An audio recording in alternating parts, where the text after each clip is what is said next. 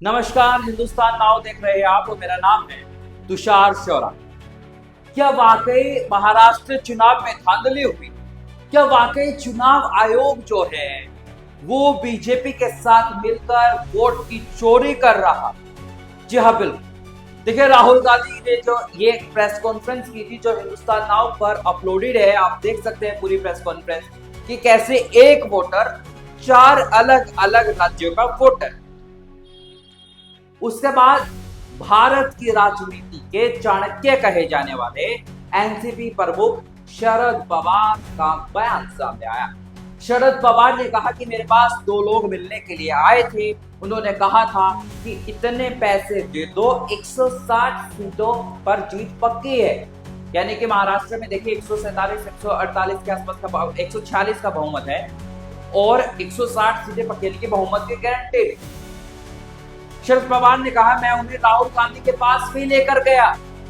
राहुल गांधी ने उनसे बातचीत की, लेकिन राहुल गांधी ने कहा हम लोकतंत्र में विश्वास रखते, हम चुनावों में जाएंगे, हम वोट की चोरी नहीं करेंगे। लेकिन हैरानी की बात यह है कि अगर शरद पवार को ये सब पहले से पता था तो शरद पवार ने इसका खुलासा चुनाव के वक्त क्यों नहीं? सवाल लाजमी। लेकिन आपको बता दें कि उस समय के चुनाव आयुक्त राजीव कुमार फिलहाल गायब है। उनके ऊपर अब जो भी आरोप लग रहे हैं उन्होंने चुप्पी साधी। ऐसे में बड़ा सवाल यह है कि राजीव कुमार कहां लापता?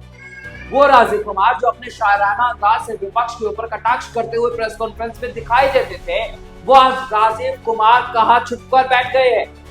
देश को राजीव कुमार से सवाल पूछना चाहिए। वो राजीव कुमार जिन्होंने देश में वोट की चोरी करवाई, लोकतंत्र का मजाक बनाया, लोगों के विश्वास के साथ खेलने का काम किया।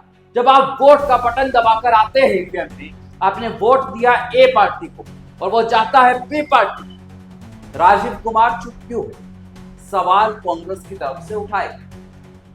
देखिए, शरद पवार को राजनीति का चाणक्य ऐसे ही नहीं कहा जाता। शरद पवार कभी भी झूठे फैसले और दावे नहीं करते और इसीलिए शरद पवार जब ये बयान दे चुके हैं तो अब इस बात पर मोहर लगती हुई दिखाई दे रही है कि जनाब कुछ तो लोचा इस मामले में, कुछ तो गड़बड़ है।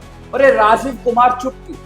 वही राजीव कुमार जो विपक्ष को दिन रात गाली देकर पोसने का काम करते थे, वो राजीव कुमार आज पर्दे में छिपे हुए। जरा पर्दा हटा दीजिए, सच सामने लाइए, कुछ तो बोलिए।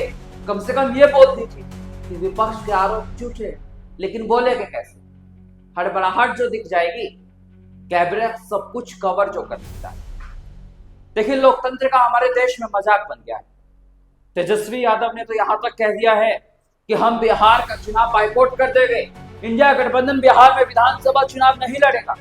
ऐसी नौबत अगर हमारे देश में आ रही है तो हमारे देश में लोकतंत्र नाम की कोई चीजें नहीं। शर्म की बात।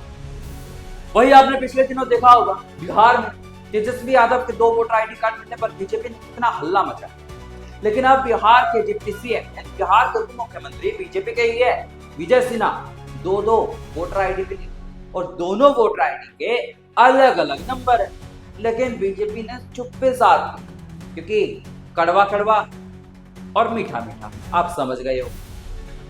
सब शुद्ध देसी राजनीति देश में चलती हुई दिखाई दे रही है और हमारे देश का चुनाव आयोग जो है दर्शक बनकर देखता हुआ दिखाई दे रहा है।